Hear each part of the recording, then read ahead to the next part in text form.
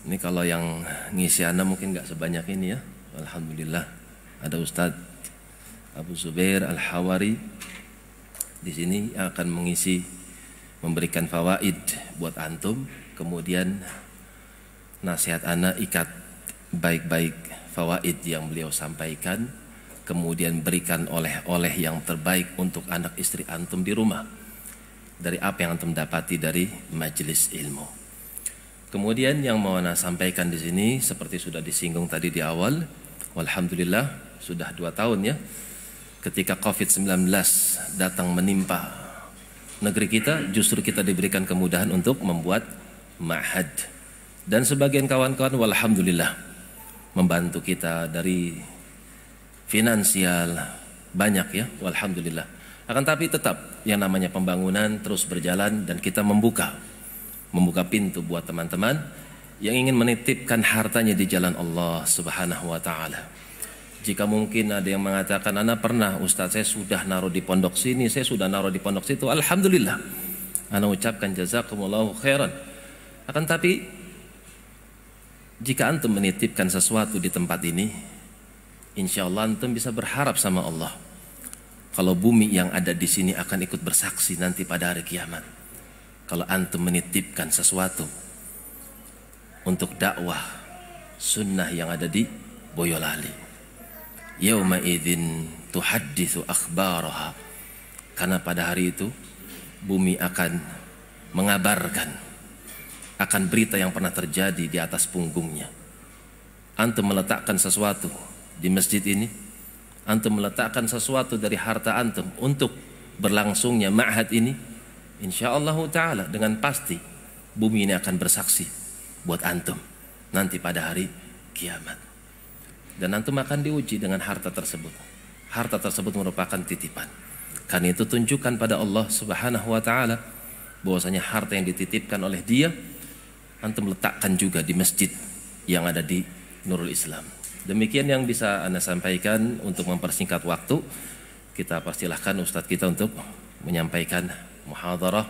Kembali Anda ingatkan, ikat baik-baik, simpan, kemudian berikan yang terbaik dari apa yang antum dapatkan dari ilmu kepada orang-orang yang antum cintai.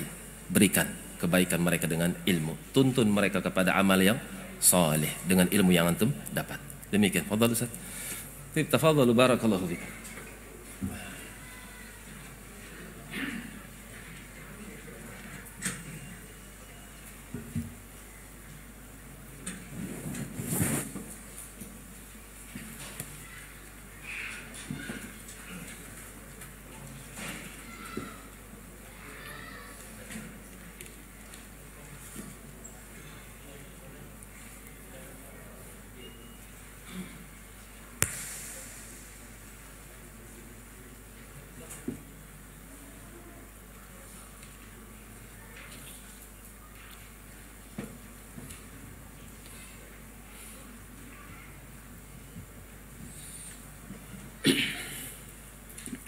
Bismillah. Assalamualaikum warahmatullahi wabarakatuh. Alhamdulillahi hamdan katsiran tayyiban mubarakan fih kama yanbaghi li jalalihi wa 'azimi sultanih. Asyhadu an la ilaha illallah wahdahu la syarika lah. Wa ashhadu anna Muhammadan abduhu wa rasuluh sallallahu alaihi wa ala alihi wa ashabihi wa man sara ala nahjihi wa tamassaka bi sunnatihi ila yaumiddin wa sallama tasliman katsira, amma ba'd. Ma'asyiral muslimina wal muslimat, saudara-saudari yang semoga senantiasa dirahmati dan diberkahi oleh Allah Tabaraka wa Ta'ala. Alhamdulillah, puji syukur kita kepada Allah Subhanahu wa Ta'ala. Tiada hentinya nikmat yang terus mengalir kepada kita, sehingga sebuah keniscayaan bagi kita untuk selalu bersyukur kepadanya dengan meningkatkan ibadah kita, meningkatkan ketakwaan kita, semakin bersemangat untuk akhirat kita. Salawat dan salam untuk Nabi kita yang mulia Muhammad sallallahu alaihi wasallam yang telah menyampaikan risalah Islam, yang telah menunaikan amanah, menasihati umat, dan juga telah berjuang berjihad di jalan Allah dengan jihad yang sebenarnya. Saudara-saudari kaum muslimin dan muslimat, majelis ilmu adalah salah satu taman-taman surga di dunia. Taman-taman yang dihadiri oleh malaikat-malaikat Allah Subhanahu wa taala. Orang-orang yang hadir di majelis ilmu tidak akan menyesal insyaallah dan tidak akan sengsara. Oleh karena itu sangat besar keutamaannya duduk bersimpuh di majelis ilmu, mendengarkan ayat-ayat Allah Subhanahu wa taala, mempelajari hadis-hadis Rasulullah sallallahu alaihi wasallam, mendalami agama ini karena ia adalah salah satu ibadah fardu yang sangat besar keutamaannya. Dan kebutuhan kita kepada ilmu melebihi kebutuhan kita kepada makan dan minum. Kalau berhari-hari misalnya kita kekurangan makan dan minum, barangkali kita hanya akan merasakan lapar atau akhirnya sakit secara fisik. Sakit fisik cepat diketahui, cepat bisa didiagnosa, lalu dicarikan obat penawarnya. Tetapi ketika seseorang kekurangan ilmu, ruhnya tidak mendapatkan gizi, dan gizinya adalah ilmu, jiwanya hampa dan kosong dari ilmu. Ketika kita menyebutkan ilmu di majelis ini, tentu maksudnya adalah ilmu syar'iyyah. Maka ketika itu seorang hamba akan jauh dari Allah. Saat dia kosong dari ilmu, saat itulah syaitan dan hawa nafsu mudah untuk menguasainya. Hati akan berpenyakit. Ketika hati sakit, sulit bisa dideteksi, sehingga seringkali baru terasa dan ketahuan setelah parah penyakit hati itu. Setelah seseorang itu semakin jauh dan semakin jauh dari Allah Subhanahu wa taala, semakin berpaling dia dari jalan yang hak, dari agama, tenggelam dalam kelezatan, kenikmatan duniawi dan syahwatnya. Sudah susah untuk diobati. Maka kebutuhan kita kepada ilmu itu melebihi kebutuhan kita kepada makan dan minum. Saudara-saudari kaum muslimin dan muslimat, sahabat Ibnu Abbas radhiyallahu anhuma pernah bercerita. Kata beliau, tatkala Rasulullah sallallahu alaihi wasallam wafat, qultu li rajulin minal ansar, aku berkata kepada salah seorang laki-laki dari Ansar, temannya, sahabatnya, halumma fal nas'al ashab Rasulullah sallallahu alaihi wasallam fa innahumul yawma katsir. Jadi Ibnu Abbas mengajak temannya ini, halumma, ayo kita mendatangi para sahabat-sahabat Rasulullah sallallahu alaihi wasallam, bertanya kepada dia. Maksudnya bertanya tentang ilmu.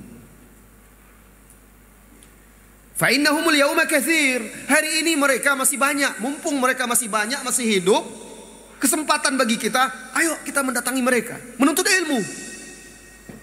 Ketika Rasulullah sallallahu alaihi wasallam masih hidup, mereka belajar langsung dari Rasulullah sallallahu alaihi wasallam. Sekarang sudah wafat. Tapi itu tidak membuat surut dia untuk menuntut ilmu, karena sahabat-sahabat yang berilmu, yang senior masih banyak.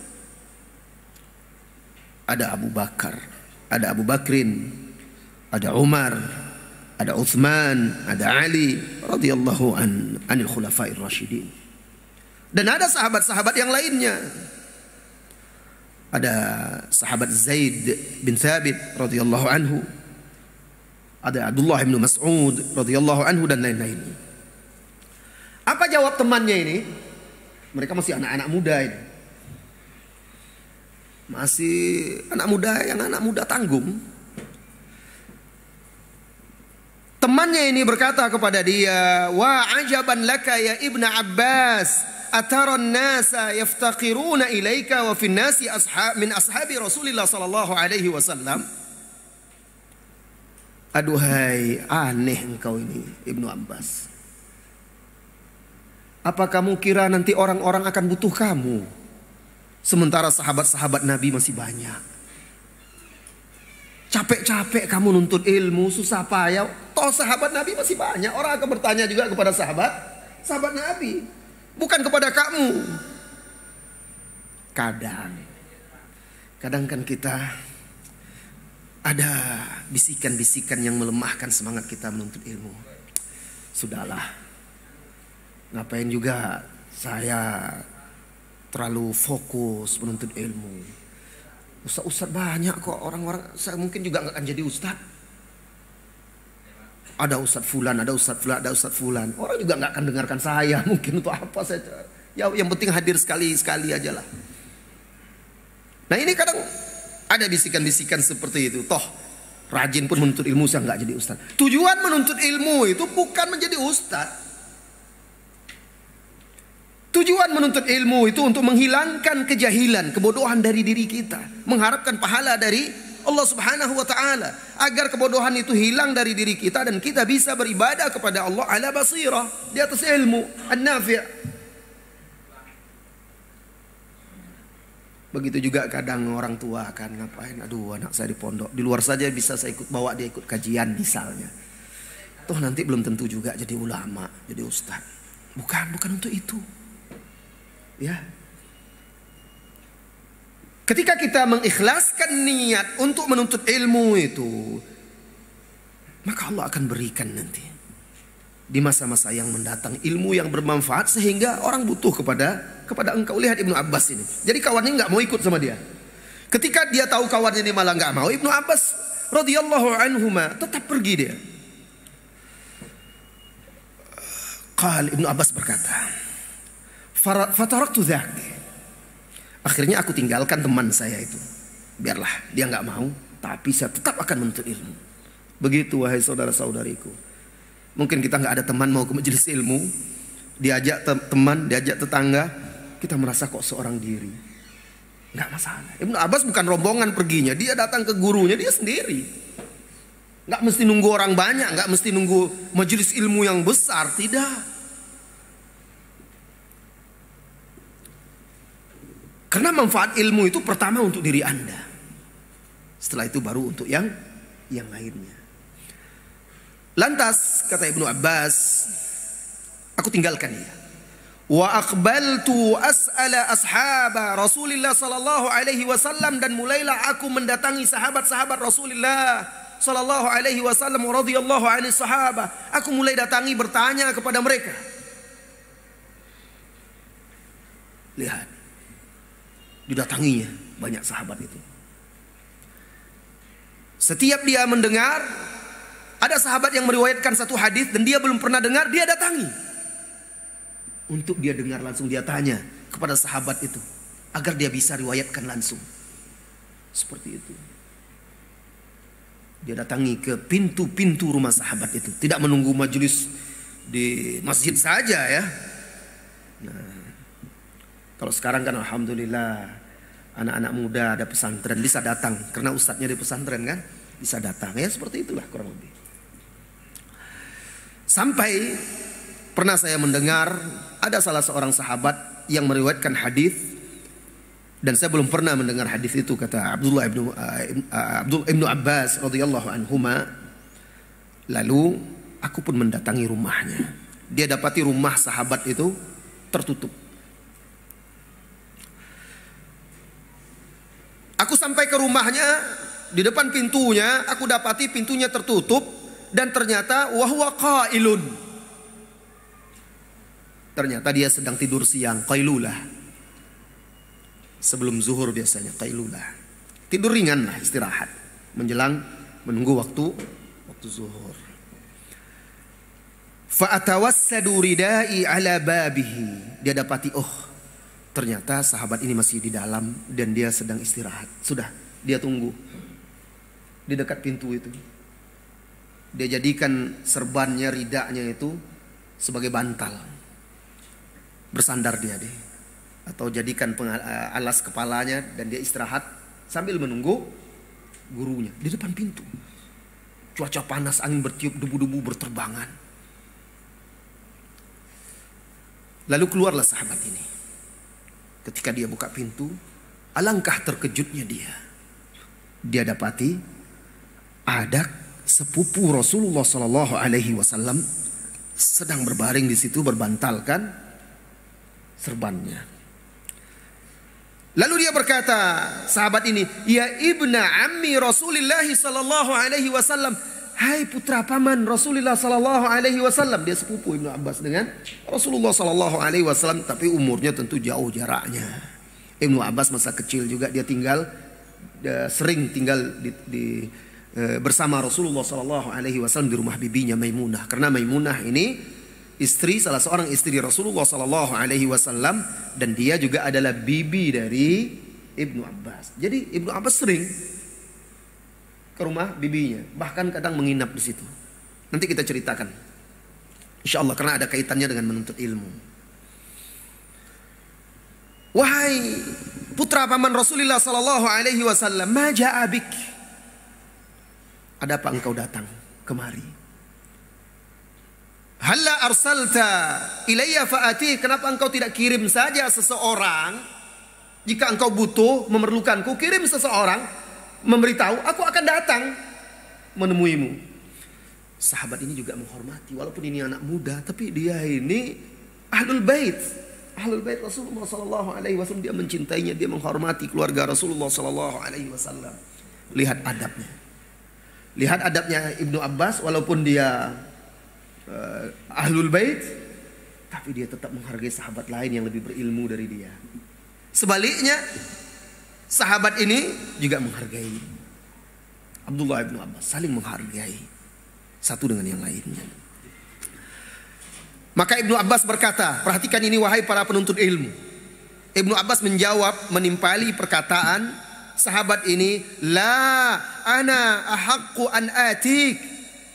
Tidak demikian, tapi akulah yang berhak atau akulah yang lebih wajib untuk mendatangimu, bukan engkau yang datang kepada aku, kata Ibnu Abbas, karena dia yang ingin menuntut ilmu. Lihat, makanya ilmu itu berkah. Ada tawadhu kepada ilmu itu, ada tawadhu kepada guru itu. Ilmu itu tidak akan datang kepada orang-orang yang angkuh dan sombong.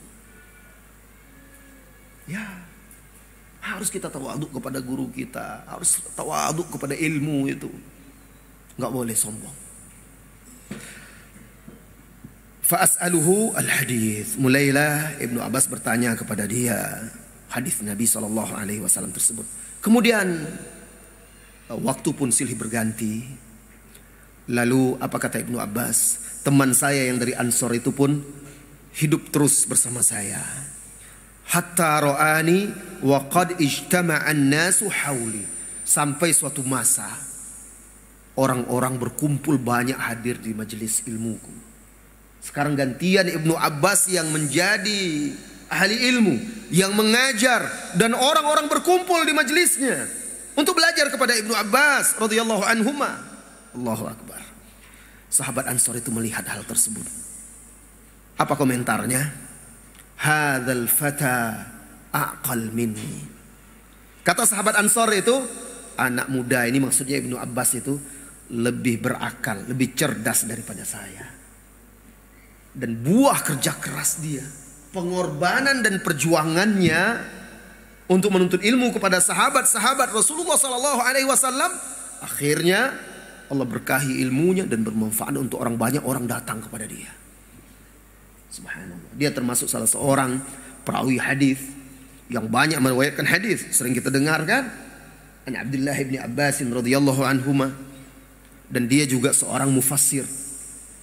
Riwayat-riwayat tafsir banyak diriwayatkan dari dia. Sehingga dia digelari juga turjumanul Quran, penerjemah Al-Quran, karena dia ahli dalam tafsir. Banyak belajar karena Rasulullah SAW yang mendoakannya juga. Ibnu Abbas itu, bagaimana semangat dia menuntut ilmu. Perhatikan diri kita yang mengaku meneladani salafus saleh. Lihat apa usaha dan perjuangan kita untuk menuntut ilmu. Ibnu Abbas ini bukan itu saja, ketika dia masih kecil, umur 9-10 tahun, lebih kecil dari Ananda ini. Berapa umurnya Ananda ini? Umur berapa? Hah? 14. Dengarkan Ibnu Abbas, dengarkan semuanya. Dikisahkan atau diriwayatkan oleh Al-Imam Al-Bukhari di dalam sahihnya. Jadi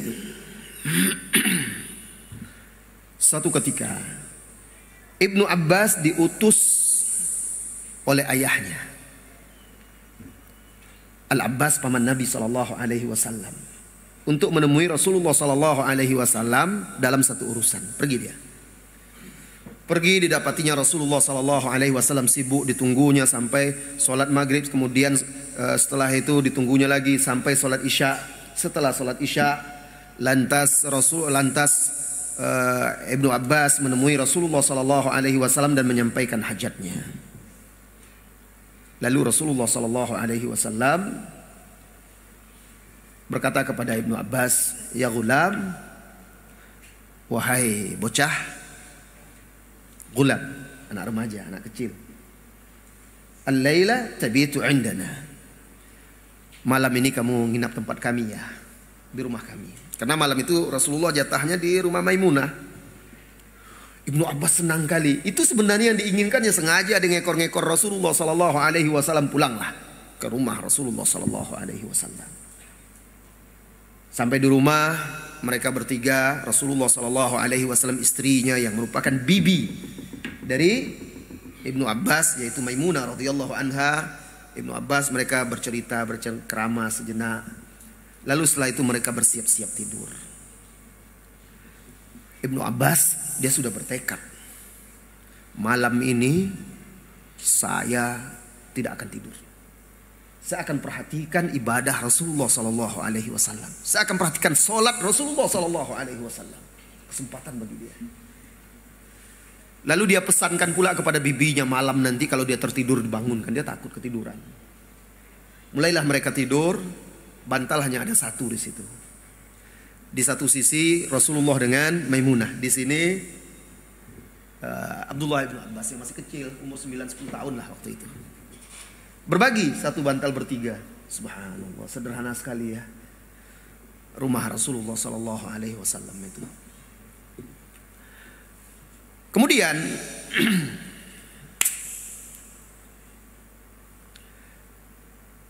Rasulullah SAW mulai tidur. Ibnu Abbas pura-pura tidur dia.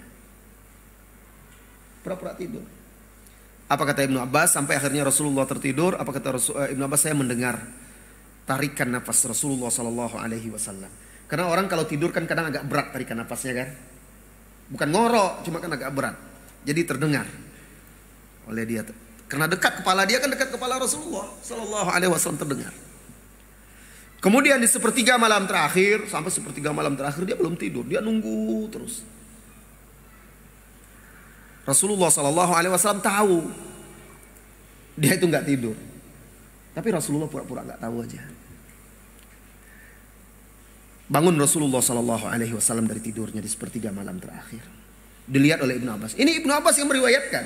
Subhanallah. Begitu perjuangan sampai kita bisa mendengar dan membaca hadis itu. Perjuangan dia untuk meriwayatkan hadis ini. Dia langsung yang melihat. Kata dia, Rasulullah Sallallahu Alaihi Wasallam bangkit dari tidurnya, duduk. Lalu Rasulullah Sallallahu Alaihi Wasallam menoleh kepada Ibnu Abbas, lalu berkata, anama ghulayyim, bocah kecil, sudah tidur belum?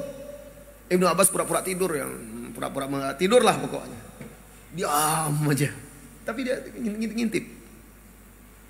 Lalu kata dia, Rasulullah Sallallahu Alaihi Wasallam mengusap-ngusap matanya, menghilangkan bekas-bekas tidur, kantuk biar ini, ya. Nah, lalu Rasulullah Sallallahu Alaihi Wasallam mengangkat atau menatap ke langit, kemudian membaca, Inna fi khalqis samawati wal ard wa ikhtilafil laili wan nahari la ayatin li ulil albab, di surah Ali Imran sampai ayat yang terakhir, sampai habis surat Ali Imran. Dia baca sambil menatap langit, al-ayah dan seterusnya. Panjang kalau kita baca nanti. Karena itu yang sebelahnya udah satu halaman sendiri, ya, jadi enggak satu halaman setengah jadi semuanya. Rasulullah Sallallahu Alaihi Wasallam baca sambil menatap ke langit. Itu diceritakan oleh Ibnu Abbas. Kemudian Rasulullah Sallallahu Alaihi Wasallam berdiri. Bismillah.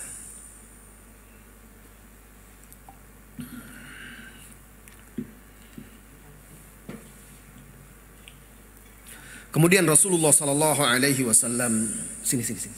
Jazakallah khair. Syukran. Nah, saya minum ini aja lah. Susu khas di sini kan.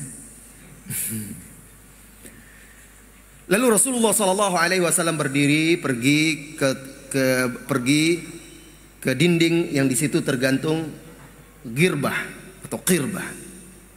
Mungkin bahasa kitanya gerabah. Itu kantong air. Kalau di sana itu girbah, itu kantong air yang terbuat dari kulit kambing. Yang terbuat dari kulit kambing. Jadi air disimpan di situ. Biasanya kan kalau udah semalaman, bermalam dia jadi sejuk. Nah, untuk kebutuhan di rumah digantung di dinding Rasulullah Sallallahu Alaihi Wasallam. Rasulullah ambil itu. Rasulullah bersiwak dulu sebelum itu, ya. Kemudian bangun tidur tadi Rasulullah juga bersiwak dulu. Kemudian Rasulullah Sallallahu Alaihi Wasallam berwudu dari air tersebut.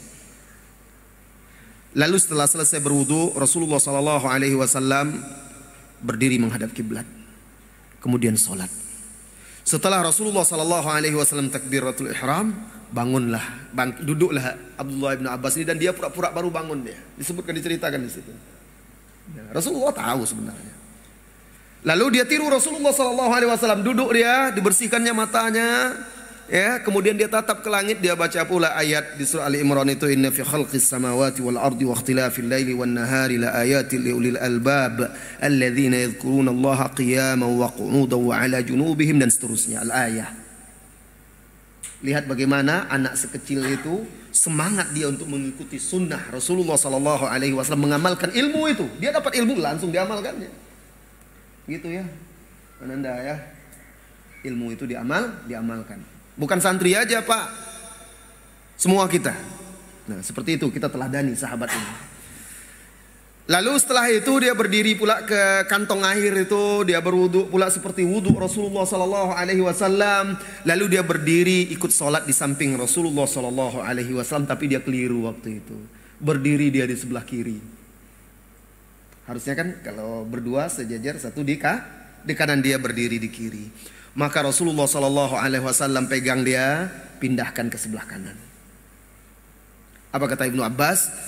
Kadang-kadang Rasulullah Sallallahu Alaihi Wasallam pegang-pegang dan urut-urut telingaku sedang sholat. Karena Ibnu Abbas itu semalaman begadang nggak tidur, dia ngantuk. Supaya nggak ngantuk digini-ginikan telinganya oleh Rasulullah Sallallahu Alaihi Wasallam. Begitu lembutnya akhlak Rasulullah Sallallahu Alaihi Wasallam. Karena anak ini pengen sholat malam sama dia, jadi cuma supaya nggak ngantuk. Subhanallah, luar biasa. Semangat menuntut ilmu sekecil itu. Begitu besar semangatnya sampai rela tidak tidur. Anak-anak sekarang bisa tidak tidur karena main game. Ya. Sebagian santri itu kalau pulang ke rumahnya sudahlah pinjam HP orang tuanya, atau bahkan sebenarnya dia sudah punya HP juga, dibelikan orang tuanya, habis main game. Waktunya habis untuk itu, hilang murojaahnya, tinggal awal-awal minggu pertama aja murojaah sudah tertinggal. Sudah tuh mulai lalai sholat, sudah mulai mojok di kamarnya dengan handphone. Siapa yang salah? Orang tua juga salah ini. Ya. Nah, ini fenomena. Anak-anak sekarang tidak disibukkan dengan ilmu oleh orang tuanya. Ibnu Abbas dibina langsung oleh Rasulullah SAW, disibukkan dengan ilmu. Nah, sehingga dia menjadi seorang ahli ilmu, bermanfaat. Banyak tabi'in terkemuka, ulama-ulama tabi'in adalah murid-murid Ibnu Abbas, seperti Atha bin Abi Rabah, kemudian Ikrimah, kemudian Mujahid. Itu imam-imam tabi'in, dan yang paling terkenal yaitu Atha bin Abi Rabah rahimahullahu taala. Itu murid beliau. Karena terakhir Ibnu Abbas itu berada di Mekah, mengajar di Masjidil Haram. Nah, ini dia perjuangan seorang sahabat. Lihat betapa berat dan besarnya perjuangan sahabat ini. Untuk apa? Untuk mendapatkan ilmu. Tidak mudah. Salah seorang imam ahli hadis yang bernama Asy-Sya'bi,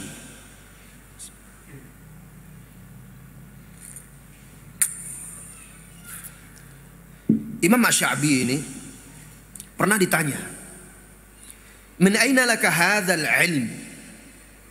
Min aina laka hadzal ilm kullihi?" Dari mana engkau dapatkan semua ilmu ini yang ada pada dirimu? Qal, "Binafi al-i'timad was-sayri fil bilad wa sabrin ka sabril himar wa bukurin ka bukuril ghurab." Allahu akbar. Ketika dia ditanya, "Wahai Imam Asy-Sya'bi, dari mana engkau mendapatkan semua ilmu ini sehingga dia menjadi imam besar di masanya?" Maka dia menjawab, "Binafil i'timad." Dengan menafikan i'timad, bergantung kepada diri sendiri. Harus kita bergantung kepada Allah. Seorang penuntut ilmu harus senantiasa berhubungan kepada Allah. Harus senantiasa bergantung, berdoa, memohon kepada Allah. Ilmu itu, saudaraku, kita mendapatkan ilmu bukan karena kita cerdas, tidak. Ilmu itu kita dapat bukan karena orang tua kita kaya bisa menyekolahkan ke pondok-pondok yang top gitu, viral. Enggak, bukan karena itu. Ilmu itu nikmat, fadlun, keutamaan, anugerah yang Allah berikan kepada hamba-hambanya yang dikehendakinya. Ada orang cerdas banyak kok, tapi dia tidak dapat ilmu yang bermanfaat bagi dia, tidak berkah. Ada orang yang orang tuanya mampu disekolahkan ke pesantren-pesantren yang hebat, kuliah juga bahkan saya juga punya teman-teman dulu kuliah di Madinah lagi. Pulang-pulang juga tidak jadi ahli ilmu, tidak juga berjuang untuk agama, sibuk dengan urusan-urusan yang tidak jelas. Ilmu itu anugerah, karunia dari Allah. Oleh karena itu sering kita baca itu di Al-Quran itu ayat yang berbunyi, "Innal ladzina utul ilma" atau alladzina utul ilma. Orang-orang yang diberi ilmu. Nah, diberi oleh Allah.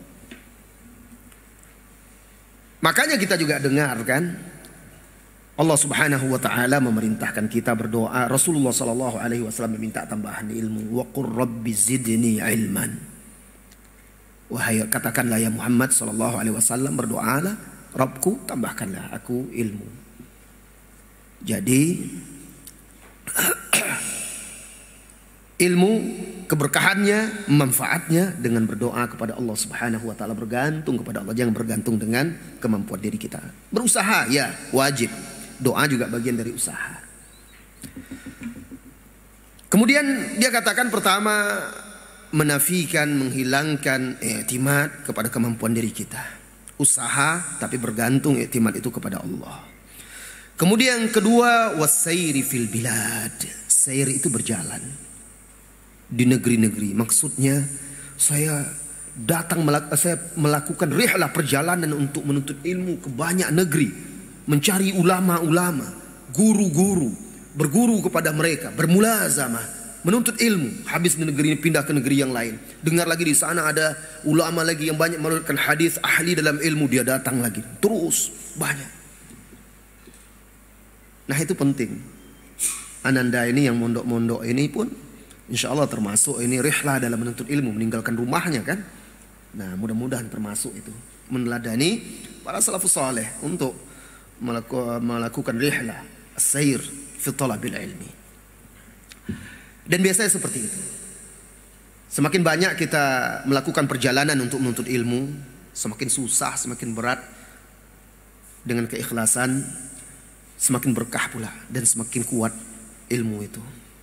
Yang ketiga kata beliau, wa sabrin ka sabril himar, dan kesabaran dengan kesabaran seperti kesabaran himar, keledai. Keledai itu terkenal hewan yang sangat sabar, memikul beban-beban yang sangat berat. Kalau di Arab sana kan dijadikan untuk mengangkut beban yang berat, barang-barang yang berat. Keledai itu kuat, dia sabar, dia beda. Kalau kuda kadang nggak mau, dia dicampakkannya. Ya kalau terlalu berat. Kalau dia sabar, jalan jauh, bawa benda-benda banyak, barang-barang, dia sabar. Menuntut ilmu itu butuh kesabaran, wahai saudaraku. Duduk di majelis itu aja butuh sabar. Karena orang kalau tidak sabar, dia memang alhamdulillah dia rajin menuntut ilmu, tapi dia nggak sabar untuk duduk lama-lama itu. Akhirnya ya penting hadir, tapi hadir selalu duduk paling belakang. Duduk pun ya pokoknya yang penting mendengar aja. Akhirnya manfaatnya juga kurang, walaupun insya Allah dia dapat pahala dengan keikhlasannya. Insya Allah dapat rahmat dari Allah. Insya Allah mudah-mudahan diampuni dosanya oleh Allah. Tapi ilmu itu tidak berkembang, tidak bertambah. Harus sabar. Begitu juga santri-santri ya. Santri-santri kita ini, Ananda harus sabar. Harus tahan banting dengan segala kondisi dan keadaan. Zaman sekarang ini sekolah di pesantren belajar agama itu nikmat sekali, banyak bangunannya, fasilitasnya lengkap dan segala macam. Zaman kami dulu mondok, pertama masuk pesantren saya, Ustaz ceritakan untuk Ananda ya, bagaimana beratnya zaman itu untuk menuntut ilmu. Masuk pesantren Ustaz tahun 88. Tidak punya apa-apa. Masuk pesantren cuma punya 2 bangunan, 2 ruang. Di situ tidur, di situ belajar. Lantainya tanah. Hanya ada kasur tipis, tidak punya tikar, tidak punya lemari. Dingin sekali, dekat hutan pula. Tidak ada listrik, setiap santri harus punya pelita. Lampu teplok, kalau di sini mungkin ya, yang pakai minyak itu, pakai sumbu. Yang kecil, setiap santri wajib punya, karena nggak ada listrik. Di situ belajar. Tapi alhamdulillah, kalau kalian pernah dengar ustaz-ustaz yang dikenal dari Riau, dari Pekanbaru, ada Ustaz Arman rahimahullah, ada Ustaz Maududi, ada Dr. Aspri Rahmat, Dr. Muhammad Nur Ihsan yang di Jember sekarang, dan banyak lagi ustaz-ustaz itu dari sana. Seangkatan sama ustaz waktu menuntut ilmu di situ. Tapi mereka luar biasa, jadi mereka semuanya bahkan berjuang untuk agama. Kalau sekarang enak-enak menuntut ilmu, malas itu pun tidak tahan, tiap sebentar minta telepon orang tua, nangis. Apa orang tuanya pun tidak tahan, tidak sabar pula. Tiap sebentar datang berkunjung, kadang-kadang malah, Ustaz mengapa tidak boleh begini, mengapa tidak boleh begitu, apa segala macam. Waduh, ini lebih repot menghadapi orang tua daripada anaknya. Iya, mengurus pesantren ini kadang lebih repot mengurusi orang tuanya daripada santrinya. Kalau santrinya mau nurut, orang tuanya ini malah sering seperti itu. Dulu Ustaz mondok, setelah di sana Ustaz pindah ke Jawa. Seusia kalian ini 13 tahun. Tidak pulang-pulang dan tidak ditengok. Karena nggak ada duit untuk pulang, nggak ada duit untuk ditengok. Berapa lama? Bukan 1 semester. Kalian setiap 1 semester mungkin nanti libur. 4 tahun nggak pulang-pulang, nggak bisa ditengok. Ya sabar aja. Nelpon nggak bisa, ya karena zaman itu tahun 88 pun susah kan. di Jogja dulu Ustaz. Tapi insya Allah dengan kesabaran, susah payah, alhamdulillah dengan izin Allah menapaki setahap demi setahap. Allah beri sedikit ilmu. Mudah-mudahan Allah berikan keistiqomahan. Harus sabar, harus ulet, harus tahan dalam menuntut ilmu itu. Kadang kita harus begadang untuk ilmu itu, untuk memurojaah Al-Quran. Karena Ustaz dulu di pondok tahfiz. Kalian di pondok tahfiz kan sekarang? Iya. Harus rajin, satu hari itu minimal dipaksa untuk murojaah 5 juz. Nggak boleh kurang. Kalau kurang, kalau setoran nggak lancar, di rotan, kiainya itu megang rotan. Salah satu, nanti selesai setoran udah merah-merah di sini, bengkak-bengkak kan. Sekarang di rotan orang tuanya marah. Ya Ustaz, ya nggak boleh Ustaz ya. Dulu itu memang di rotan sama kiainya. Akhirnya harus setoran, harus lancar. Tidak boleh tidak lancar. Kalau nggak lancar, tidak mungkin setoran. Rotan. Ya harus sabar, harus kuat. Murojaah dikurung di dalam kelas itu. Harus selesai 5 juz, nggak boleh tidak. Diawasi sama kiainya. Nah, seperti itu, harus sabar. Kadang kita menghadapi guru-guru kita dengan karakter yang berbeda-beda. Ada guru kita yang pemarah, Ustaz kita ada yang pemarah. Ada yang gayanya dingin, ada yang suka bercanda. Ya, nah kita harus bisa sabar menerimanya. Kondisi-kondisi seperti itu. Jadi sabar seperti sabarnya keledai kata dia.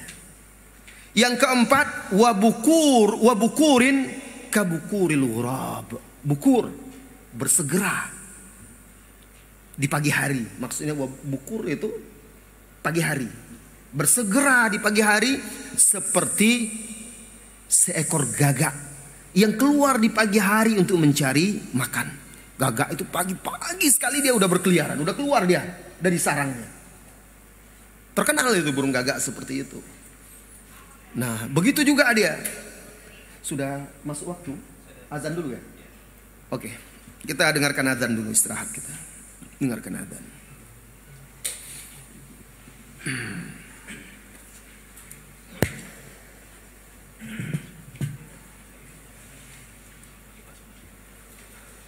Allahu Akbar, Allahu Akbar, Allahu Akbar, Allahu Akbar. Ashhadu an la ilaha illallah. Ashhadu an la ilaha illallah. Ashhadu anna Muhammadar Rasulullah. Ashhadu anna Muhammadar Rasulullah. Hayya 'alas salah. Hayya 'alas salah. Hayya 'alal falah. Hayya 'alal falah.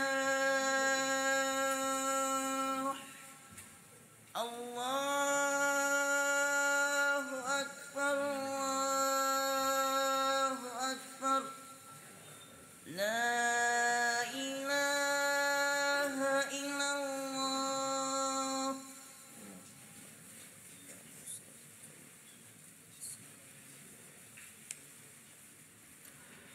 Baik, baiklah ikhwah semuanya, saudara-saudari jamaah semuanya, rahimani Allah wa iyyakum. Kita lanjutkan kembali majelis kita. Tapi sebelum itu ada pengumuman ini ya. Saya bacakan pengumumannya kepada ibu-ibu yang membawa anaknya. Masya Allah, kita bangga dan senang ya para orang tua membawa anak-anaknya ke majelis ilmu untuk menanamkan kecintaan kepada ilmu, membiasakan mereka. Namun agar kajian majelis kita khidmat, khusyuk dan manfaatnya lebih besar, maka mohon kepada para ibu untuk mengkondisikan anak-anaknya sehingga tidak berisik sampai mengganggu jamaah yang lain. Ya, karena sampai keluar suara anak-anak berisik sehingga jamaah yang di luar agak terganggu mendengar kajian. Atas perhatian para ibu-ibu kami ucapkan terima kasih. Semoga Allah memberkahi antunna semuanya. Syukran. Baik, jadi kata Imam Asy-Sya'bi, salah satu kunci kesuksesan dia selalu terdepan untuk menuntut ilmu, tidak malas-malasan. Wa bukuri ka bukuril ghurab, maksudnya pagi-pagi paling awal di majelis ilmu dia yang duluan datang. Gak ada istilah malas-malasan. Ini dia, gak pernah terlambat. Subhanallah. Kalau kita ya hadir rajin, setiap ada kajian datang, tapi ya akhirnya ya dapat ilmunya sedikit juga. Ini penting khususnya bagi para penuntut ilmu yang bisa fokus untuk menuntut ilmu, harus rajin dan bergegas bersegera. Jangan syekhnya dulu, jangan gurunya dulu, ustadznya dulu yang datang baru kita datang. Kita yang dahulu datang dan menyiapkan majelis itu, sapu dan bersihkan, rapikan, siapkan apa yang dibutuhkan oleh ustadz kita, guru kita. Tengok airnya nggak ada, apalagi yang nggak ada. Oh, mic-nya kurang jelas, oh ini itu dan segala macam. Wah, siapkan semuanya. Oh, papan tulisnya belum bersih, penanya, spidolnya tidak ada ini itu dan segala macam. Siapkan semuanya sehingga majelis akan lebih bermanfaat.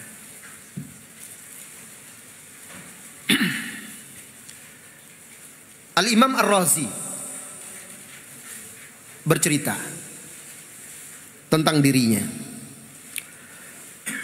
Awwalu ma rahiltu aqamtu 7 sinin. Pertama kali aku melakukan perjalanan untuk menuntut ilmu, aku bermukim di tempat yang aku tuju selama 7 tahun. Kalau kalian mondok mungkin kan 6 tahun, sudah itu pengabdian setahun, kan 7 tahun juga jadinya. Dia bermukim di situ, di tempat yang dia tuju itu 7 tahun lamanya. Wa masyaitu ala qadami ziyadatan ala alfi farsakh. Dan aku berjalan di atas kakiku untuk menuju tempat menuntut ilmu itu lebih dari 1000 farsakh. Saya tidak tahu pasti berapa ukuran farsakh itu ya, tapi ini jarak yang jauh. Tsumma taraktul adad. Kemudian aku tinggalkan untuk menghitung-hitung itu. Wa kharajtu minal bahraini ila Misr masyian ala al-aqdam. Kemudian aku keluar dari Bahrain di Laut Arab itu, di Teluk Arab itu ya. Aku tinggalkan Bahrain menuju Mesir untuk menuntut ilmu di Mesir dengan berjalan kaki. Allahu Akbar. Lihat peta, kalau kalian nanti lihat peta, lihat Mesir, Bahrain ke Mesir, berapa jauh itu ditempuhnya berjalan kaki. Allahu Akbar. Tapi dia terus berjalan untuk mendatangi ulama-ulama dan berguru kepada mereka. Sekarang kita untuk ke majelis ilmu pakai motor, pakai mobil, enak, dekat. Di mana-mana masjid ada sekarang majelis ilmu, bisa kita datangi, subhanallah. Tapi kita masih malas. Tidak ada nampak tekad yang kuat. Ini lihat bagaimana tekad kuat, uluwil himmah para salafus saleh dalam menuntut ilmu. Tsumma ila Ramlah masyian. Kemudian setelah itu berjalan lagi ke kota Ramlah. Masyian, tsumma ila Tursus di Syam. Berjalan kaki juga. Wali ishruna sana, dan itu aku lalui selama 20 tahun. Allahu Akbar. Menuntut ilmu itu butuh waktu yang panjang. Untuk bisa kita menjadi orang yang berilmu, kokoh keilmuan kita, istiqomah, butuh waktu yang panjang. Saya kan sudah mondok 7 tahun, mondok 6 tahun, cukuplah itu. Enggak. Ngapain juga saya menghabiskan waktu saya lama-lama. Saya udah tua, mau jadi apa? Cukuplah ala kadarnya saya. Enggak. Walaupun udah tua, sampai mati pun kita menuntut ilmu. Para ulama-ulama itu sakit pun dia tetap menuntut ilmu dan belajar. Syekh bin Baz rahimahullah ta'ala saat dia dirawat di rumah sakit terbaring, muridnya di samping dia datang menjenguk dia katakan ambil Sahih Bukhari. Baca. Dia suruh muridnya baca Sahih Bukhari dan dia dengar. Kemudian dia komentari, dia syarah, dia ta'liq. Syekh bin Baz rahimahullah buta kan. Disuruhnya muridnya baca. Itu dalam kondisi terbaring sakit di rumah sakit. Begitu juga masyayikh lainnya seperti Syekh Al-Albani rahimahullah ta'ala, subhanallah. Ulama-ulama itu perjuangan mereka untuk menuntut ilmu itu sangat menakjubkan. Bahkan tidak sedikit di antara mereka yang wafat dalam perjalanan mereka menuntut ilmu. Ada yang dibunuh oleh perampok di jalan. Ada, karena zaman dulu kan banyak perampok-perompak di sana itu. Macam-macam. Nah, ada yang karena sakit. Bahkan ada yang sampai kencing darah. Begitu mungkin capek, letih, lelah, kadang mereka tidak sempat makan. Karena kalau mereka makan, takut ketinggalan majelis. Seperti yang diceritakan oleh Ibnu Abi Hatim Ar-Razi. Dia setelah subuh mereka duduk di majelis ilmu, kemudian pulang dulu istirahat. Di perjalanan mereka nampak ikan. Sudah lama tidak makan ikan, mereka beli. Dengan harapan nanti mereka akan olah, akan masak ikan itu. Sampai ke tempat tinggal mereka, rupanya ditengok waktu sudah mepet. Mereka harus hadir ke majelis yang berikutnya, mereka tinggalkan. Sampai akhirnya mereka tidak bisa lagi, sampai mereka akhirnya sore pulang ikan sudah busuk. Tidak bisa lagi mereka olah. Subhanallah. Sampai seperti itu nggak makan mereka. Itu semangat perjuangan mereka untuk menuntut ilmu. Jadi menuntut ilmu itu butuh waktu yang panjang. Tidak sebentar. Bahkan sepanjang kehidupan kita hendaknya kita gunakan untuk menuntut ilmu. Al-Imam Az-Zahabi di dalam kitab Siyar A'lamin Nubala menukilkan kisah dari Abu Mas'ud Abdurrahim Al-Haji. Dan Abu Mas'ud ini meriwayatkan bahwa dia mendengar Ibnu Thahir, salah seorang ulama, yaqul, bercerita tentang pengalaman dia menuntut ilmu. Bultud dama fi talabil hadis marratain. Aku pernah mengalami kencing darah 2 kali dalam menuntut ilmu hadis. Jadi mereka itu dulu saking berebutnya mereka tempat, mereka takut kalau mereka pergi meninggalkan itu untuk pergi buang air, tempat itu sudah diambil oleh orang. Akhirnya mereka tahan. Itu kan bisa buat penyakit kan. Tapi karena begitu kuat keinginan mereka tidak mau ketinggalan majelis ilmu itu, mereka tahan gitu. Maka sampai ada yang kencing darah 2 kali kata dia. Karena majelis hadis di masa itu penuh orang untuk mendengarkan hadis, meriwayatkan hadis, majelis sama mendengarkan hadis yang diriwayatkan oleh syekh, oleh imam, oleh guru tersebut. Berebut-rebut mereka seperti itu. Subhanallah. Kemudian kata dia, marratan di Baghdad wa marratan di Makkah. Sekali kejadian di kota Baghdad dan yang keduanya di kota Mekah. Kuntu amshi hafiyan fil har. Ketika itu juga aku berjalan menuju majelis ilmu itu tanpa beralas kaki di bawah terik matahari. Itu di Arab itu kalau pas terik matahari musim panas itu nggak sanggup kalau nggak pakai alas kaki. Panas, batu-batu itu, pasir-pasir itu. Ya Allah. Tapi dia taklukkan itu semua untuk ilmu.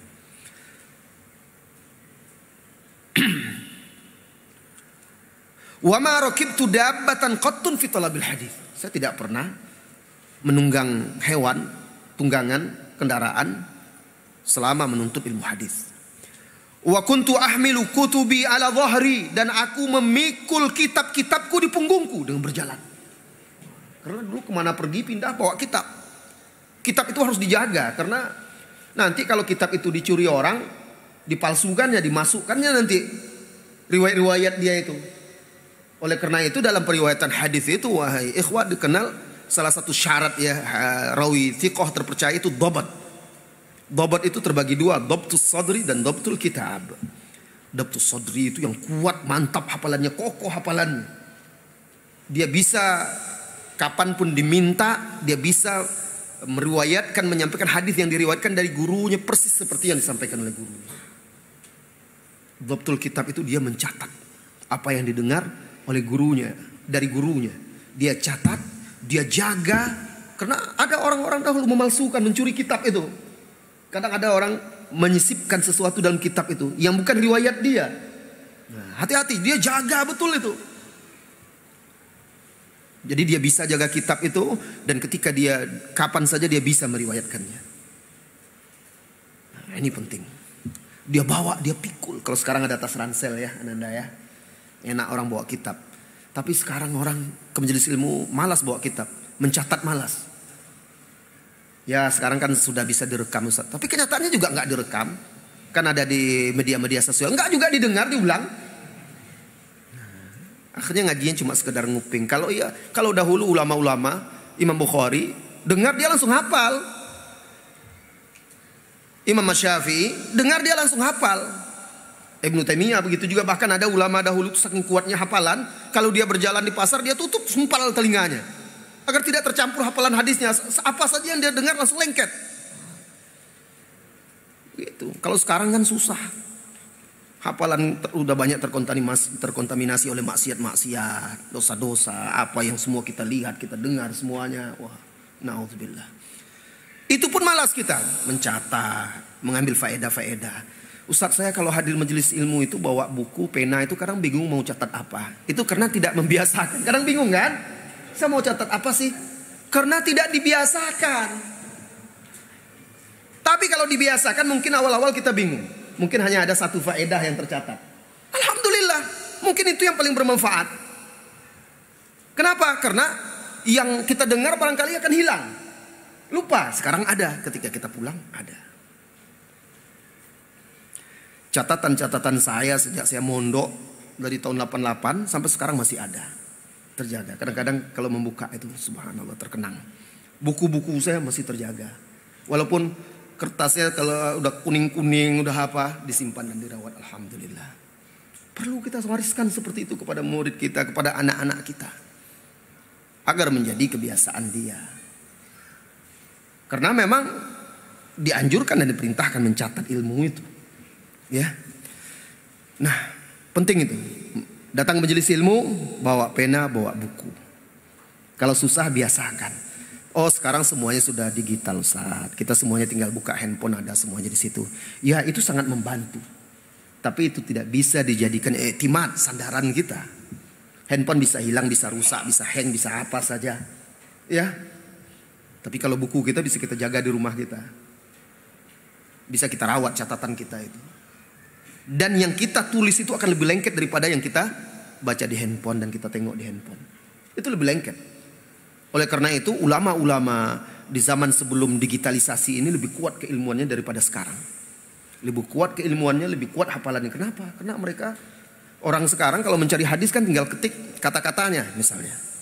Mau cari hadis misalnya perkataan Rasulullah sallallahu alaihi wasallam, ana lakum bimanzilatil walid u'allimukum. Aku ini bagi kalian seperti seorang ayah. Aku mengajar kalian. Itu hadis sahih. Kita ingin cari. Kita tulis kata kunci u'allimukum. Langsung keluar. Nggak ada susah payahnya kan? Dapat. Riwayat siapa? Kalau dulu ulama mencari hadis itu, sampai sekarang ulama-ulama juga masih seperti itu. Mereka buka kitab cari. Sambil mencari, membaca itu, dia dapat faedah-faedah. Dia catat. Dia catat. Jadi tidak satu aja ilmu yang dia dapat. Sambil mencari satu orang perawi, sekarang tinggal cari perawi, tinggal ketik muncul. Kalau dulu mereka harus cari, buka kitab. Kitab Jarh wa Ta'dil itu. Mereka cari, baca satu-satu. Akhirnya banyak faedah yang dia dapat dan lebih lengket. Sesuatu yang didapat instan, cepat juga hilang dan tidak kokoh. Begitu juga menghafal Al-Quran. Walaupun tidak semua, ada juga orang yang memang dirahmati oleh Allah, cepat dia hafal, lengket, ada. Tapi banyak orang cepat menghafal, cepat pula hilang kalau tidak diiringi dengan murajaah setiap waktu. Menghafal Al-Quran itu, kalau betul-betul sungguh-sungguh dan cinta, saya melihat dulu bagaimana orang-orang menghafal Quran itu, sampai kalau mengigau pun ayat Al-Quran dibacanya. Terbangun dia ngigau, ayat Al-Quran dibacanya. Nah, sampai seperti itu. Itu betul-betul mendarah daging kecintaannya kepada Al-Quran. Ada ananda yang mengigau baca Quran. Kalau orang cinta itu kan gitu, teringat terus, terbayang-bayang, rindu dia kepada Al-Quran itu. Setiap hari bersama Al-Quran, dia rindu dia. Ya udah, terngiang-ngiang terus di pelupuk matanya, terbayang-bayang, terngiang-ngiang dalam benaknya. Seperti itu. Baik. Kata beliau, aku membawa kitabku, memikul kitabku di punggungku. Wa masa'altu fi halit talabi ahad, dan aku tidak pernah meminta-minta seorang pun di masa aku menuntut ilmu. Kuntu aisyu ala ma ya'ti. Aku bersabar hidup dengan apa saja yang aku dapati. Sabar dia. Karena dia disibukkan dengan ilmu. Dan dia pun menjaga marwah dia, izzah dia. Tidak mau dia meminta-minta kepada orang. Allahu Akbar. Itu dia para ulama. Perjuangan mereka, himmah, tekad mereka yang sangat kuat. Ini dia kisah tadi Ibnu Abi Hatim Ar-Razi yang saya ceritakan tadi. Dengarkan dan simak ini. Ibnu Abi Hatim Ar-Razi, ulama jarh wa ta'dil, ya, putra dari Imam Abu Hatim Ar-Razi. Kata Abdurrahman Ibnu Abi Hatim Ar-Razi, kunna bi Misr 7 ashhur. Kami pernah berada di Mesir, tinggal di Mesir selama 7 bulan untuk menuntut ilmu. Kami di sini, dia dengan teman-temannya, sesama penuntut ilmu. Lam na'kul fiha maraqah.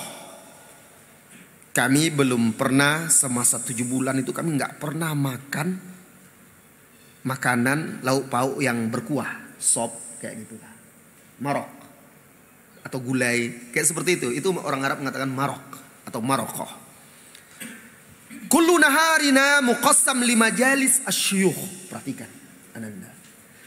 Sepanjang siang kami sudah dibagi-bagi jadwalnya untuk para masyayikh mendatangi para syuyukh.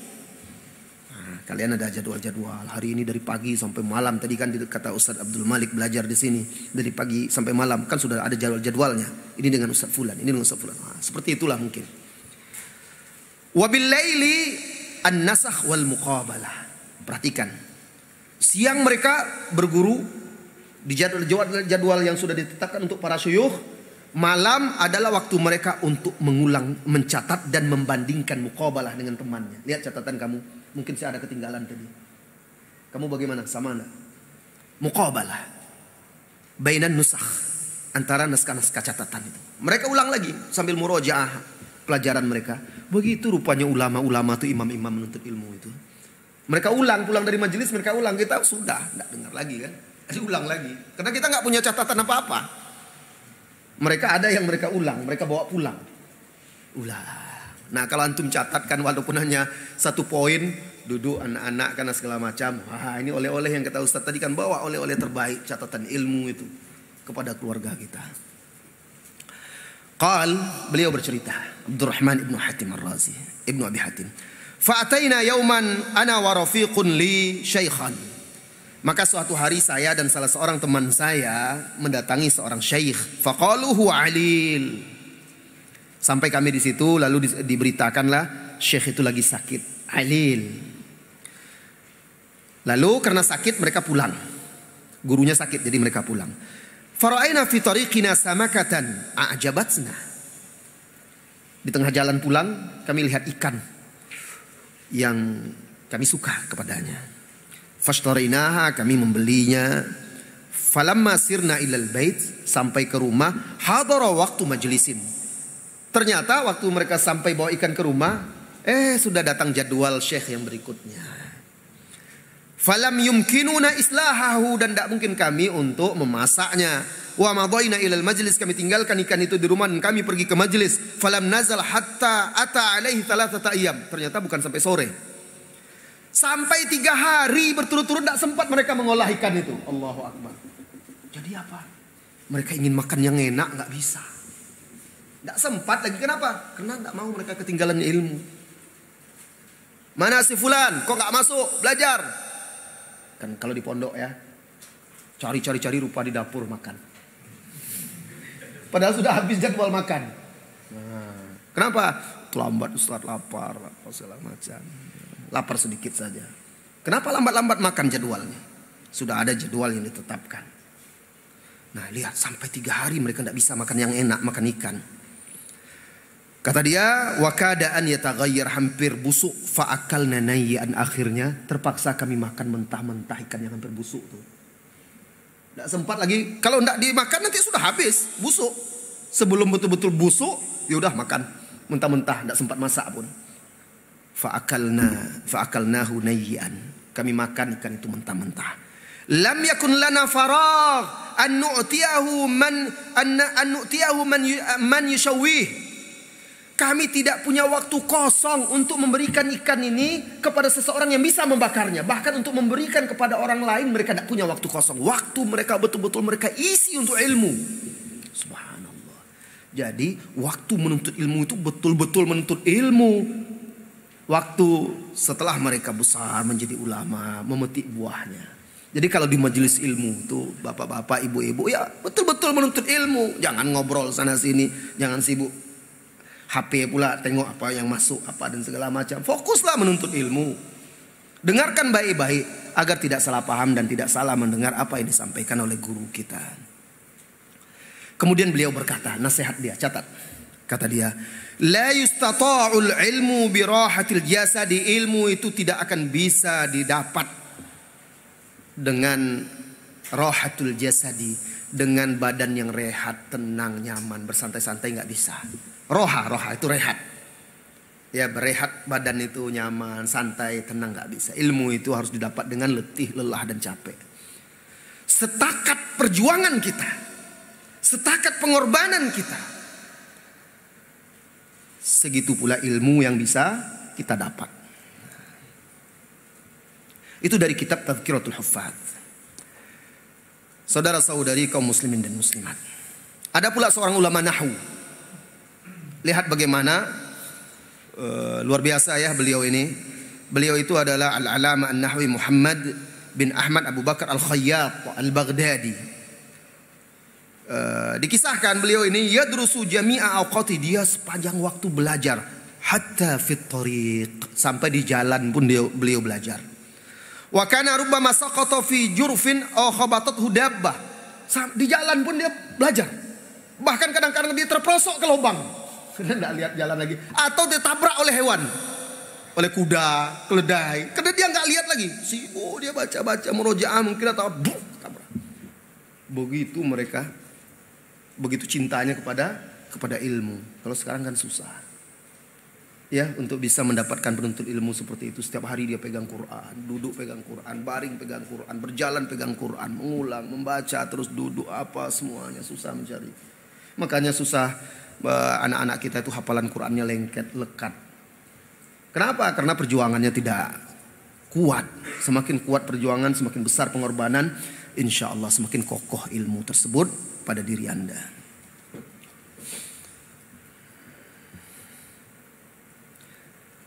Ibnu Uqail. Ibnu Uqail atau Ibnu Aqil rahimahullahu ta'ala. Dia bercerita sebagaimana dalam Tabaqat Al-Hanabilah. Ibnu Aqil salah seorang ulama dalam mazhab Hambali. Apa kata dia? Ana uqassir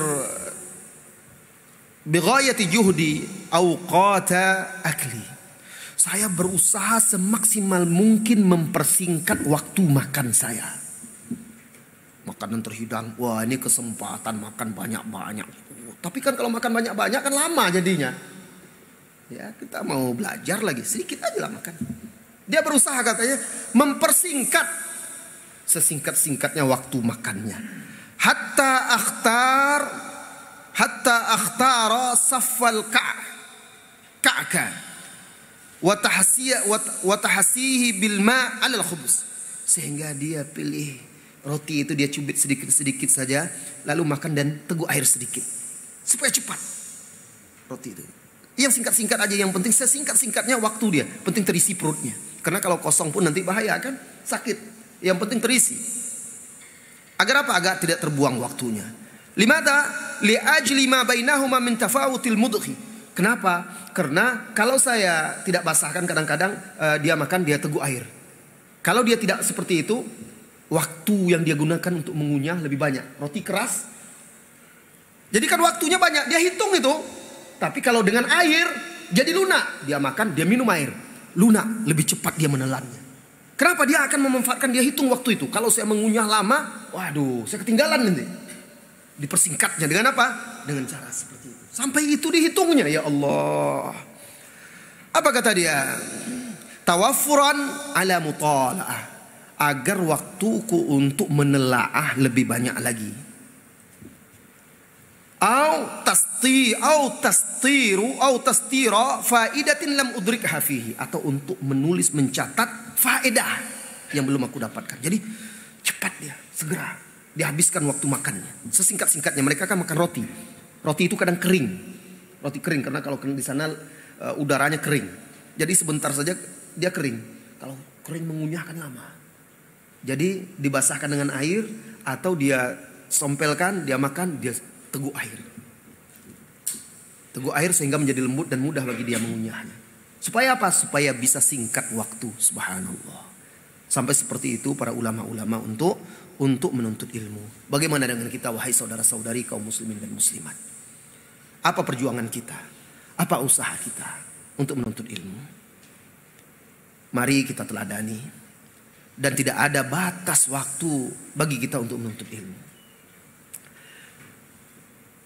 Abdurrahman bin Abi Hatim Ar-Razi mengisahkan tentang ayahnya waktu ayahnya sakit dan sakratul maut.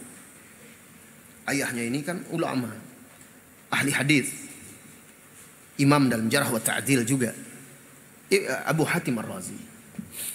Jadi waktu itu Abu Hatim Ar-Razi sedang terbaring sakit. Di sekeliling dia para ulama-ulama, teman-teman dia, para ulama-ulama ahli hadis. Ada anaknya Abdurrahman. Ulama-ulama ini segan untuk mentalkinkan dia. Ini imam besar, masa kita talkinkan? Segan mereka. Apa istilahnya kalau segan di sini? Pakeu gitu ya. Nah, seperti itulah mungkin ya. Nggak enak dia. Aduh, ini imam besar kita talkinkan. Akhirnya ada ide. Lihat bagaimana mereka ilmu itu. Ada ide. Apa? Karena mereka sama-sama meriwayatkan hadis tentang man kana akhiru kalamihi la ilaha illallah dakhalul jannah. Akhirnya yang satu mulai meriwayatkan hadis dari gurunya. Haddatsana fulan. Qala haddatsana fulan. Hadis itu man kana akhiru kalamihi la ilaha illallah dakhalul jannah. Sampai nanti sebelum sahabat atau beberapa orang sebelum itu dia berhenti. Seolah-olah dia lupa. Tidak disempurnakannya. Abu Hatim Ar-Razi yang sedang sekarat itu mendengar. Dia diam aja. Napasnya sudah satu-satu. Orang sekarat. Lalu orang yang satunya lagi meriwayatkan hadis itu pula dari gurunya. Dia berkata, akhbarona fulan, qal akhbarona fulan, dan seterusnya. Lalu sebelum sampai ke sahabat atau sebelumnya dia berhenti pula. Dia gitu terus. Sampai akhirnya karena tidak ada yang menyempurnakan riwayat hadis itu, akhirnya Abu Hatim Ar-Razi yang sedang sekarat itu dia yang meriwayatkan hadis itu. Dia riwayatkan qala haddatsana fulan bin fulan qala hadats, sampai kepada Rasulullah sallallahu alaihi wasallam. Dia katakan qala Rasulullah sallallahu alaihi wasallam man kana akhiru kalamihi la ilaha illallah dakhalal jannah. Langsung dia hembuskan nafas dia yang terakhir. Allahu akbar.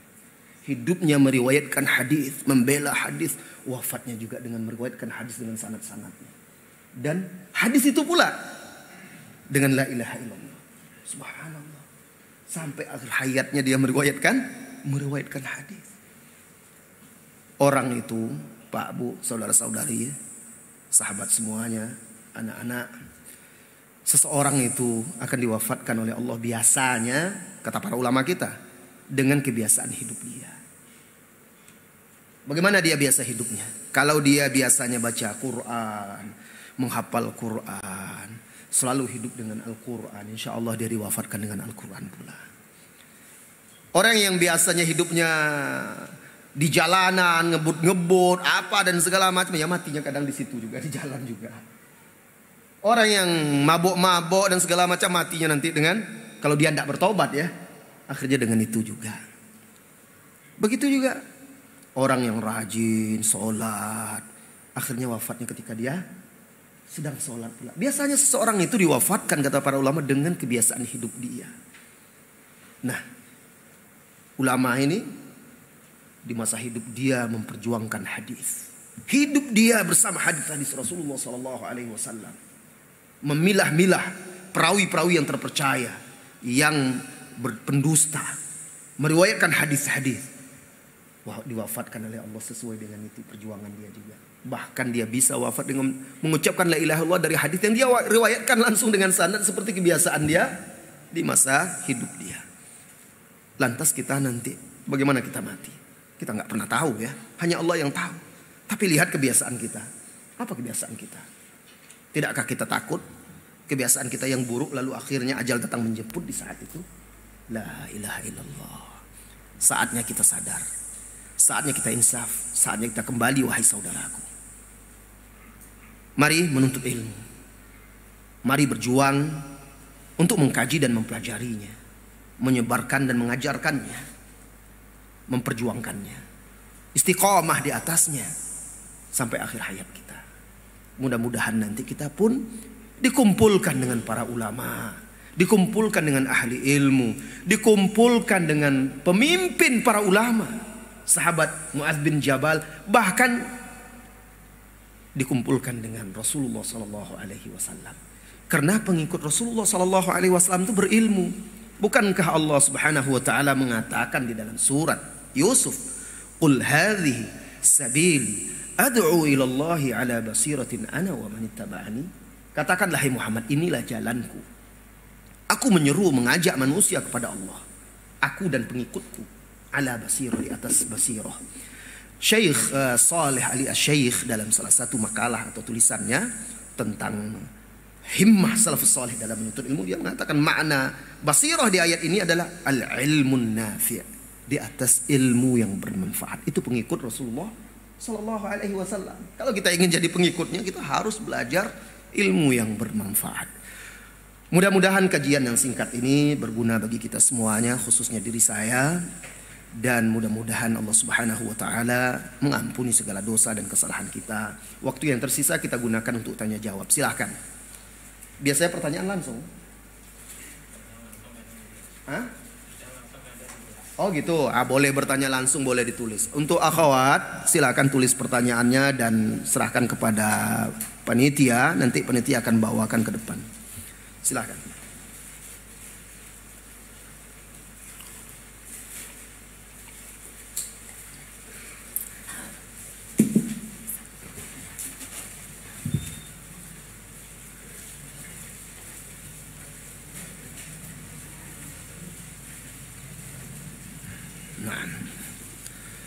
Baik, sudah ada pertanyaan satu ya yang sampai ke depan. Afan Ustadz mau bertanya, bagaimana hukumnya membangun pondok menggunakan dana dari BMT? BMT ini Bank Muamalat wa Tamwil ya, atau koperasi syariah. Akadnya sesuai syariah. Ya, antum sudah memutuskan memberi jawaban. Akadnya sesuai syariah, ya sudah. Kalau memang akadnya betul-betul sesuai syariah, ya insya Allah nggak apa-apa. Tapi di sisi lain kami sering mendengarkan nasihat para asatidz bahwanya kita harus bersabar bila ingin memiliki sesuatu syukron. Kalau seandainya akadnya itu sesuai syariah, betul-betul sesuai syariah, tidak ada gharar di situ, tidak ada unsur ribawi di situ. Karena sebagian kadang-kadang ada juga yang memakai label syariah, tetapi masih ada dalam muamalah yang diterapkan masih ada unsur-unsur ribawi, ada unsur gharar dan segala macam. Nah, oleh karena itu cermati dahulu, lihat bentuk akad perjanjiannya itu dan tanyakan kepada guru kita. Ini loh Ustaz contohnya. Kalau yang seperti ini bagaimana? Kalau Kalau sekarang kan tidak dijelaskan ya, jadi saya tidak bisa menghukuminya. Yang penting Anda sudah mengatakan sesuai syariah. Kalau memang sesuai syariah silahkan. Adapun nasihat sebagian guru-guru kita, kalau kita ingin memiliki sesuatu itu bersabar. Kalau kita untuk kepentingan pribadi kita, bagus harus bersabar kita. Maksudnya bersabar kan nggak perlu berhutang. Kalau ini kan sepertinya seperti berhutang kita. Ya. Nah, ingin kendaraan, ya sabarlah. Kalau memang jangan berhutang-hutang susah. Bukan nggak boleh berhutang ya. Kalau kita berhutang dan siap untuk membayarnya, silakan. Toh sahabat dahulu sebagian mereka juga ada yang berhutang. Rasulullah SAW juga pernah berhutang. Bahkan ketika beliau wafat, ada hutang beliau yang belum terbayarkan dari orang Yahudi kan. Beliau jaminkan baju perangnya untuk makanan, untuk gandum. Akhirnya dibayarkan oleh Al-Abbas, paman beliau, ketika beliau wafat. Jadi berhutang itu bukan berarti mutlak tidak boleh. Enggak begitu, boleh. Karena berhutang saling itu sebagian bentuk ta'awun. Karena tidak bisa, orang ini juga nggak sanggup untuk memberikan gratis, ya dia hutang itu meringankan. Bahkan kan dianjurkan seseorang itu, ketika seseorang itu memang tidak sanggup, belum sanggup untuk membayarnya tepat waktu, besar pahala dan keutamaannya, kita memberikan kelonggaran kepada dia. Baik, sabar kita tunggu, silahkan nanti kalau mampu. Itu ada keutamaan-keutamaannya. Bahkan ada hadis yang disahihkan oleh Syekh Al-Albani di dalam kitab Ahkamul Janaiz. Orang yang berhutang itu kalau mati dia belum sempat membayarnya, bukan karena kelalaian, bukan disengaja, bukan mumatil. Mumatil itu orang yang sengaja melalaikan. Dia mampu tapi ditunda-tundanya. Tapi memang karena dia tidak sanggup lagi. Lalu dia wafat dengan hutang-hutang itu, Rasulullah yang akan menjadi jaminannya, menjaminnya kelak di hari kiamat. Sampai seperti itu, karena dia bukan dia sengaja. Ya. Tapi bukan menganjurkan berhutang ya. Ini maksud saya tidak 100% dilarang. Itu untuk pribadi loh, masih boleh kalau memang kita sangat membutuhkan. Tapi kalau tidak butuhkan ya bersabarlah. Pengen punya rumah ya, nabung, kan sama aja nabung itu. Misalnya antum harus mengangsur misalnya 5 tahun. Nabung aja setahun berapa, sebulan berapa antum membayar? Misal 3 juta ya, tabunglah 3 juta setahun kan bisa. Sebulan. Apa bedanya kan? Nah, sabar. Tapi kalau ini untuk masyarakat, untuk pesantren, untuk kepentingan umat kan beda. Ya, bukan untuk pribadi. Sekarang ini misalnya pesantren sangat butuh untuk santri-santrinya. Misalnya ada pesantren dan dia tidak mendapatkan bantuan dari saudara-saudaranya kaum muslimin. Dia sudah umumkan, dia sudah ini, rupanya orang nggak tergerak juga, sedikit dia dapat.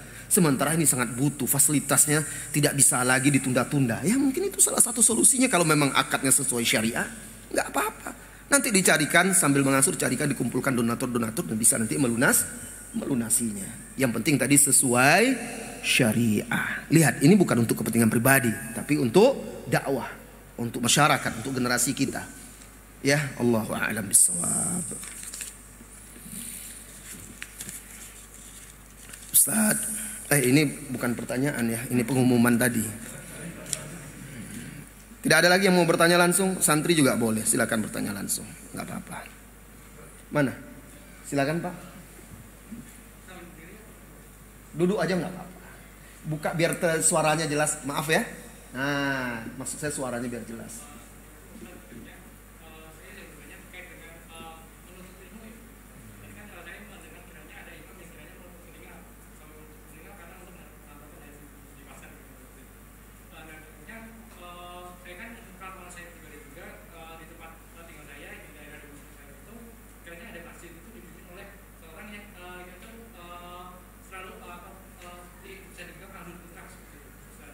Masya Allah, bisa tahu ahlul bid'ahnya gimana? Saya tidak memfonis, kiranya kalau yang dilakukan itu seperti saya lihat hadisnya, saya cari hadisnya itu tidak ada seperti itu. Ya, baik. Itu saya itu juga waktu saya bersama itu kayak dan juga ini imam juga nggak ada yang dipilih secara acak gitu, jadi imam bukan maju atau yang bisa itu sama seperti itu. Kemudian saya alhamdulillah diberi ilmu oleh Allah itu.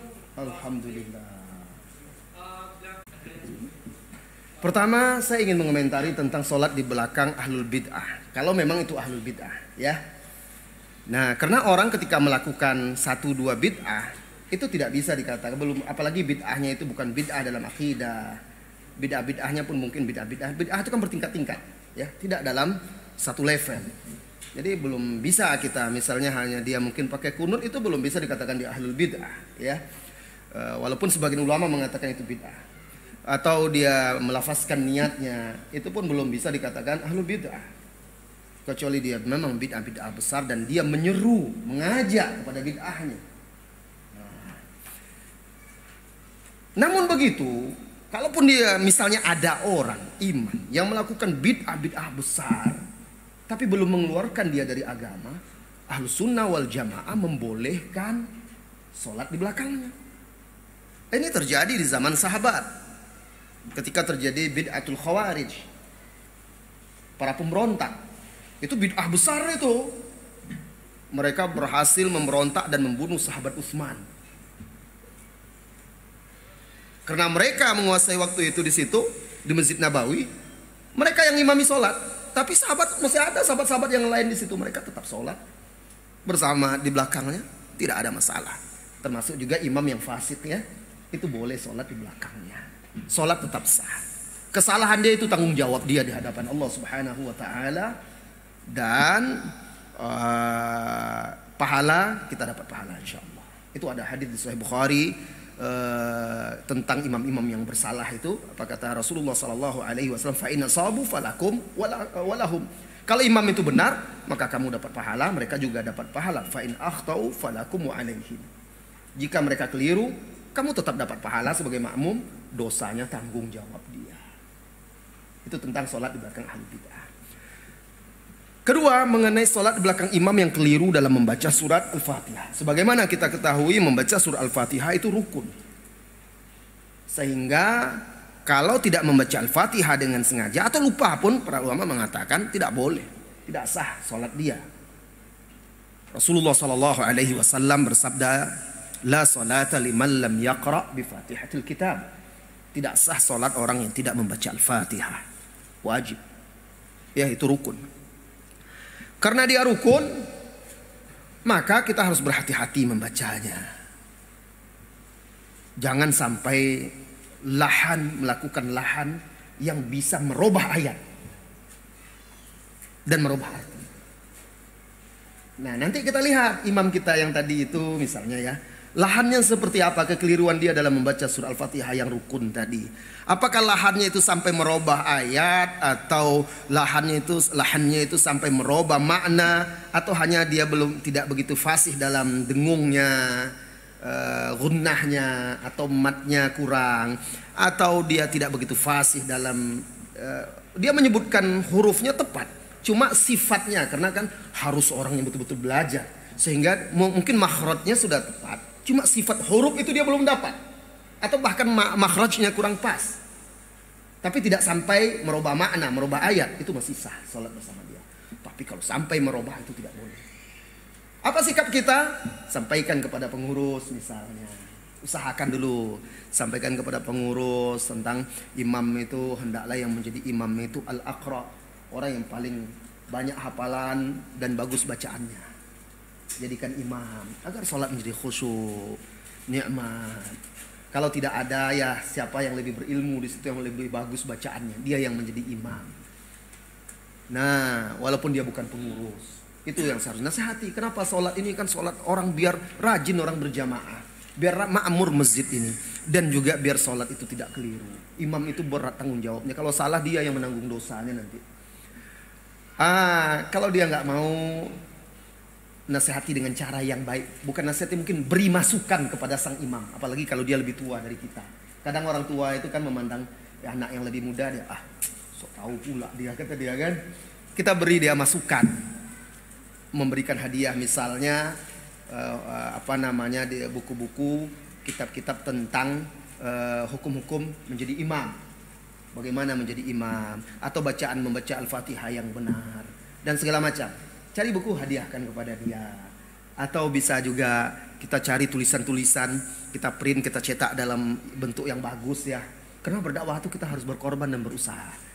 Mungkin kita di kertas yang bagus, kita bagikan yang ringkas, bagikan kepada dia. Mungkin dia belum sampai hadits kepada dia. Pengetahuan seperti itu, mudah-mudahan dia dapat hidayah. Sambil kita terus mendoakannya. Kalau ternyata dia tidak terima dan tidak berubah juga, maka tidak ada masalah kita sholat di masjid lain. Ya itu pun tidak ada masalah. Karena bukan mufaraqatul jamaah itu ya. Kita tentu mencari sholat atau tempat sholat kita yang betul-betul di situ sholatnya lebih mendekati kepada apa yang diajarkan oleh Rasulullah Sallallahu Alaihi Wasallam. Agar apa? Agar sholat kita sah, karena nanti di hari kiamat itu yang pertama dihisab nanti.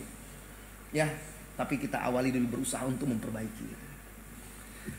Baik, ada yang lainnya mau bertanya? Naam, silahkan. Yang ini dulu, nanti setelah itu antum yang di belakang.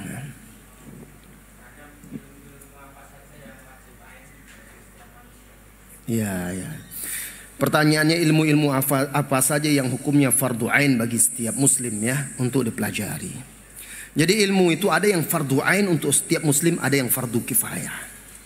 Di antara ilmu yang fardu ain yaitu ilmu tauhid. Ilmu akidah. Itu kita harus belajar, kita harus paham tauhid. Kita harus tahu syirik itu apa dan seperti apa agar kita tidak jerumus kepada syirik. Karena itu jaminan keselamatan kita di dunia dan di akhirat. Kalau kita tidak belajar, nanti terjerumus dalam melakukan kesyirikan bagaimana? Apa kata Allah Subhanahu wa taala kepada nabinya yang mulia, la in asyrakta la yahbatanna amaluka wa la takunanna minal khasirin. Wahai Muhammad, kalau kamu melakukan kesyirikan, akan sirna, akan lenyap amalmu. Ya, tidak ada lagi amalmu, pahalamu, dan engkau termasuk orang yang merugi. Bahkan orang yang melakukan syirik mati di atas syirkul akbar itu kekal di dalam neraka. Apa kata Allah? Innahu man yusyrik billah faqad harramallahu alaihi aljannata wa ma'wahu an-nar. Sesungguhnya barang siapa yang mensekutukan Allah, berbuat syirik, syirkul akbar ya. Faqad harramallahu alaihi aljannah. Allah haramkan atasnya surga dan Allah tempatkan dia di neraka. Tentu kita tidak mau seperti itu. Maka fardu ain belajar akidah itu. Tauhid itu, mengenal Allah itu ya, wajib ajarkan dan pelajari itu. Sehingga kita bisa bagaimana mentauhidkan Allah dan bisa menghindari kesyirikan. Kemudian yang kedua, setelah kita mempelajari akidah itu ya yang paling penting. Adapun yang detail-detail masalah akidah yang lainnya ya, itu fardu kifayah. Yang wajib kita itu mengimani rukun iman itu fardu ain. Adapun rincian secara mendetail itu orang-orang yang mampu untuk itu, para penuntut ilmu yang khusus dan segala macam. Tidak semua orang bisa, ya. Kemudian juga termasuk yang fardu ain untuk kita belajar baca Al-Qur'an yang benar. Itu fardu ain. Karena Allah perintahkan kita membaca Al-Qur'an itu warattilil Qur'ana tartila. Dan kita sholat membaca Al-Qur'an minimal yang bisa kita membaca Al-Qur'an dengan benar dalam sholat kita. Wajib kita belajar baca Al-Qur'an yang benar, belajar tajwid itu, ya. Nah, cari guru. Kemudian termasuk juga ilmu yang kita butuhkan dalam keseharian kita. Seperti ilmu bersuci, bagaimana berwudu yang benar, bagaimana mandi janabah yang benar, bagaimana mandi haid bagi wanita, mandi nifas, bagaimana cara membersihkan najis, itu wajib. Karena kalau kita tidak mengerti ilmu itu, nanti sholat kita nggak sempurna. Ma la yatimul wajib illa bihi fahuwa wajib. Kata kaidah, apa-apa yang tidak sempurna kewajiban kecuali dengannya maka dia ikut wajib juga. Sholat kan wajib. Tidak sempurna nanti kalau tidak kita paham cara berwudu yang benar, cara bersuci yang benar ya, membersihkan najis yang benar. Akhirnya bisa terkendala kewajiban sholat nanti, maka menjadi wajib pula itu. Kemudian hukum-hukum sholat yang benar itu wajib kita pelajari. Fardu ain. Kemudian nanti kalau kita sudah punya harta, bisa berzakat, wajib pula lagi belajar tentang ilmu zakat yang berkaitan dengan zakat. Ramadan, datang Ramadan kita wajib belajar tentang Ramadan, hukum-hukum yang berkaitan dengannya dan begitu seterusnya. Ya. Jadi adapun secara terperinci, mendetail perselisihan ulama, pendapat ini, dalilnya begini dan segala macam, itu fardu kifayah. Termasuk seperti mendalami ilmu tafsir, itu fardu kifayah. Allahu a'lam bissawab. Bapak yang di belakang itu dan kita jadikan ini yang terakhir lah. Rupanya tidak mampu juga sampai jam 9 ini. Silakan. Ketika mengikuti sholat malamnya Rasul itu baca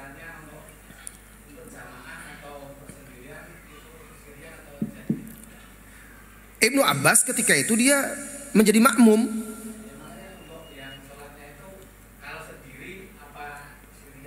Oh, sholat malam itu jahar, tapi tidak terlalu keras dan tidak pula terlalu pelan, tetapi di antaranya. Ya, sholat jahar, sholat malam itu jahar, termasuk tahajud. Oleh karena itu, apa kata Aisyah, dulu kami mengetahui rumah-rumah suku dari suku-suku atau kabilah Al-Asy'ari itu dengan bacaan-bacaan Al-Quran mereka. Rasulullah SAW suatu malam pernah keluar bersama Aisyah. Terdengarlah bacaan salah seorang sahabat, Abu Musa Al-Asy'ari. Begitu indah, begitu merdu.